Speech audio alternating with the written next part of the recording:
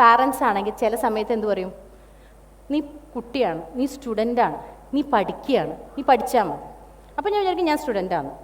ചില സമയത്ത് എന്ത് പറയും, ഇത്രയൊക്കെ പഠിച്ചിട്ട് നീ വലിയ ആളായില്ല, നിനക്കിത് ചെയ്തൂടെ എന്ന് ബാക്കിയുള്ളവർ ചോദിക്കും.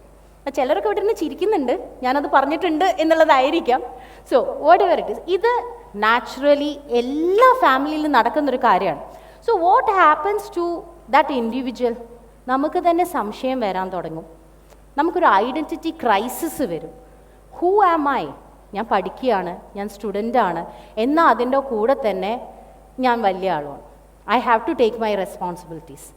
അപ്പോൾ നാച്ചുറലി ഒരു ഏജ് ഗ്രൂപ്പിൽ എങ്ങനെ നിങ്ങൾ റിയാക്ട് ചെയ്യും?